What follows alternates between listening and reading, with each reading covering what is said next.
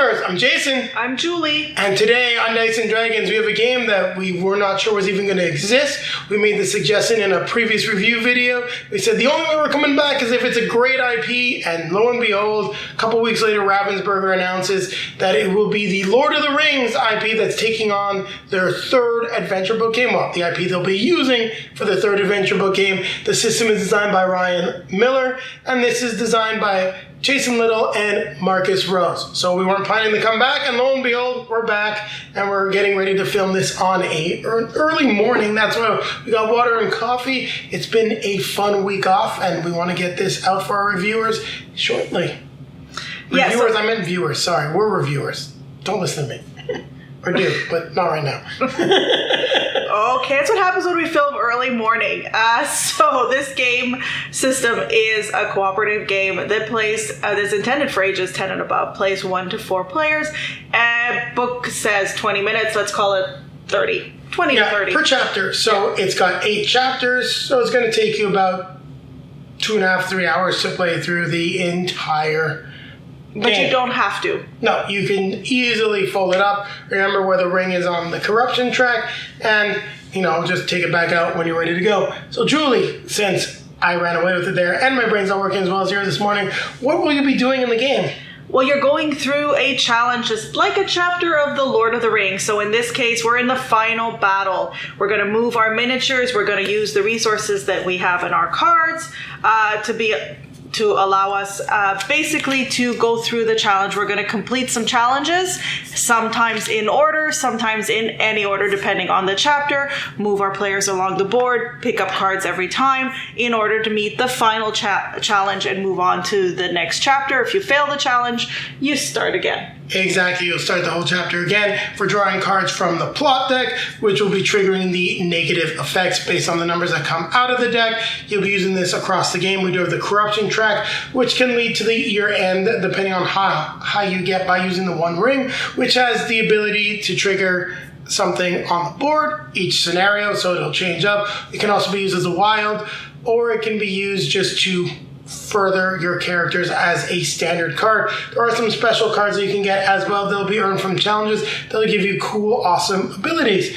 And that's really what it is. Move stuff around the board, achieve your objectives before you lose the chapter. So, good job. Good job. All right, on that note, we're now going to grab our drink. Grab our fellow member of the fellowship.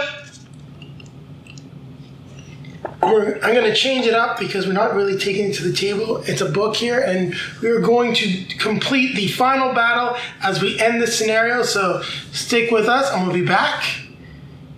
Fast as an eagle trip. Nah, after we beat Sauron. After we punch Sauron in the face? Well, you don't punch Sauron in the face. You cut off the head of the mouth. Like Aragorn. You should have brought that sword down. Now it's our unexpected review. We're back with the Lord of the Rings adventure book game. I don't know if Ravensburger has listening devices in here, but we said we wouldn't come back unless it was something like this, and lo and behold, this was announced a month later. So it's now on our table. We got a chance to play it. Julie, what did you think of this adventure book game, the third iteration of the series? Well, I mean, it's no secret that we love Lord of the Rings. We've said so before. And this one, really does translate the idea, the IP very well. We had the opportunity to play this 4 players, with 3 of the 4 players being big fans of the Lord of the Rings, and it really felt thematic. It really felt like we were, living through parts of the books. It wasn't difficult to explain either.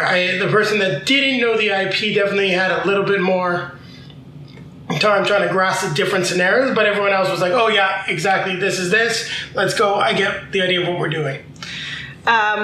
So I think the biggest thing I have to say, there's not a whole lot to talk about here. We've talked about the game mechanics before. Nothing really has changed. What has changed is the fact that, you've got the minis from the characters of the Lord of the Rings, and you're going through scenarios from the Lord of the Rings. Mm-hmm. The corruption track is new, so that is something that wasn't there, which just adds a level of danger and lets you use the powers of the One Ring. Yeah, and that, again, that could end up, we didn't really use it till the very end, and it wasn't all that bad, but maybe if we go through the cards, we haven't actually looked at all the cards, if we actually went through and it could have been really bad for us. I mean, so we can't say, I wouldn't venture to say, oh, it's not that bad, don't be that afraid of it. Just to make a comment about that, when we started really using the One Ring was when we were playing the game at 2 players. We finished the game off the last 2 chapters at 2 players. Having a smaller pool of cards forced us to use the ring. When we had the full set of 4 players, and also being fairly good at board games by now, it was not that difficult for us to not use the One Ring, except in very extreme circumstances where it's like, well, let's take 1 corruption and let's move on. Or we need to take this corruption because the plot deck is about to run out. And that's one thing I think we can say about this game is, sometimes with the other ones, but definitely this one, we were always very close to the end of the plot deck when we passed the game. In fact, in this last scenario, we ran out. There was no plot cards left. So it was do or die. Yeah, so I mean, I think the biggest thing here is this is an IP of all the ones we've played. I mean, Princess Bride, I don't know, I don't care. I'm not revisiting that one. Wizard of Oz, is part of my childhood, but not the biggest part of it. Lord of the Rings definitely is a much nearer and dearer to our hearts. We know it a lot better, so maybe that's part of the reason. But I do think they fixed the game a little bit. Yeah, I think the game has gotten a little bit more challenging. But what I like to say is, I don't think the Wizard of Oz translated as well to an adventure book game. If I got to look at what we did, Princess Bride fantasy setting, very good adventure. Even though we had to translate a little bit what we're doing, and we had fun with the game. It came across clearly. It was just a little too easy. Wizard of Oz, we saw a little bit of an up in difficulty, but it also went down a little bit. And some missions and other things just didn't feel very fun. It was like when you're moving around, I'm forgetting the name of the characters, but just like the village at the start, the scenario was kind of boring. Whereas with Lord of the Rings, you're seeing the IP really comes through. You get the excitement, the adventure, and if you're a fan of, the films, the books, and everything, this kind of game that you can get out, and play it once a year at a very reasonable price point.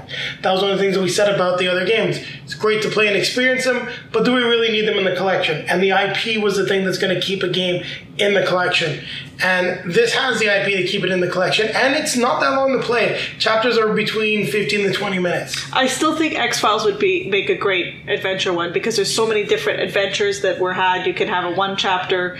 True, but there's no good ending for the X-Files. And you can thank Chris Carter for that, because he just keeps dragging that thing out and rats every chance to finish it. I don't know that it needs an ending. But it's an adventure book. You got to close the story, and that story's still open. Yeah, so I mean, definitely would say that playing it 2 players was not as much fun. I'll say that. I think we had, at least with this version, we had a lot more fun at 4 players. There was more resources flowing, but it just felt more fun. It feels more appropriate. At 2 players, we're kind of, it's okay, but I definitely think it was better at 4. I think where the game really struggles now in this game system, and where they're going to have to try to change some stuff up, is going to be the story deck cards, and in particular the special cards. I mean, getting new symbols every time is fine, it's because it's thematic, but the story cards were basically identical through all 3 games.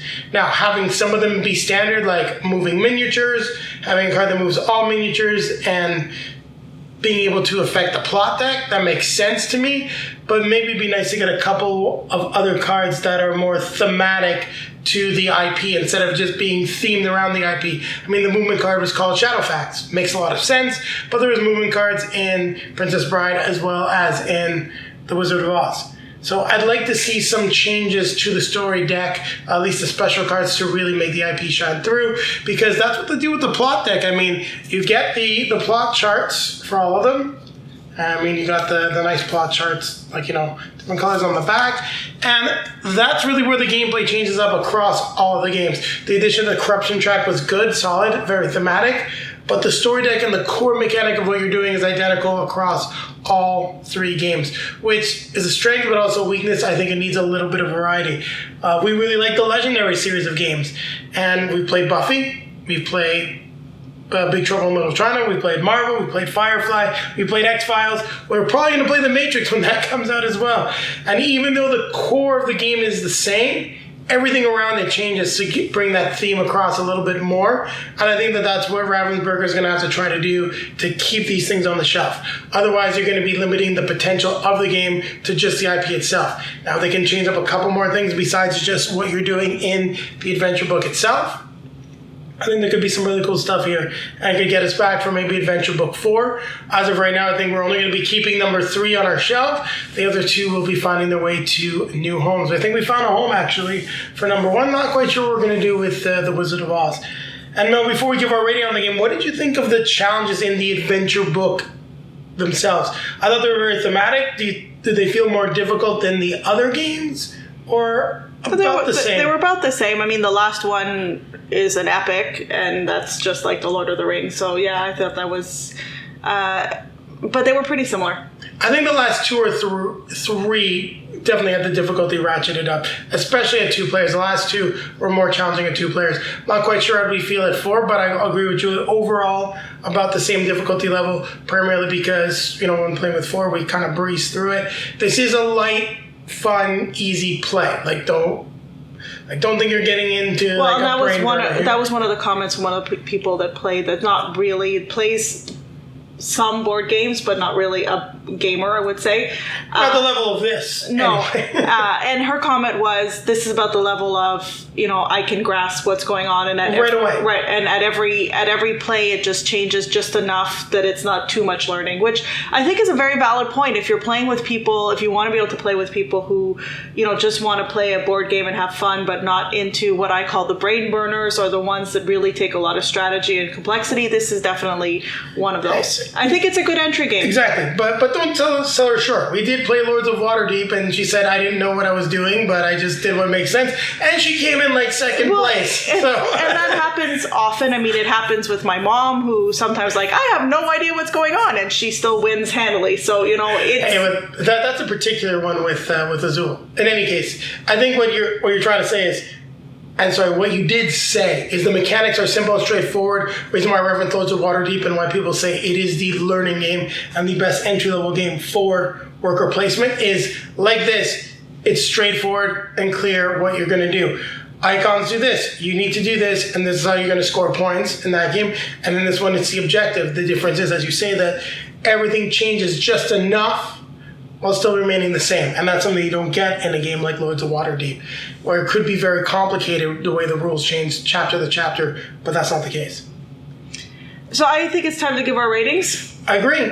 Go ahead. I'm curious to hear what you're going to say. I'm going to give this a solid 7. Yeah, I'm going to give this a solid 7. I think we should point out, at least I'm going to point out, game system is still a 6. For me, solid game system. The IP is what's giving it a 7. This is a great translation of the IP, and it reinforces what we said in our review of The Wizard of Oz, that your enjoyment of these games, these adventure book games, is largely going to rest on the IP itself and your own enjoyment of the IP. So, good job, Ravensburger. You're getting there to a little bit more of the story deck. If you do that in the next game, I'm going to swear that there's a listening device somewhere here. I'm going to have to try to find it. Or they're watching our videos.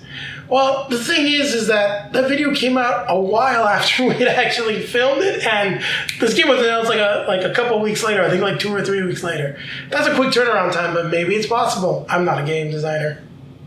So on that note, we'd like to remind you to like, comment, subscribe, hit the bell to be notified when we have some new content for you. Take a look down below in the video description. You'll find links to all of our social media feeds, Facebook, Twitter, Instagram. If you'd like to see some pictures of Julie and I playing games on the social media feed, make sure to check them out. I'm definitely slacking off on that. Going to try to catch up at some point. Then also popping up in front of us are going to be links to some of our previously released videos.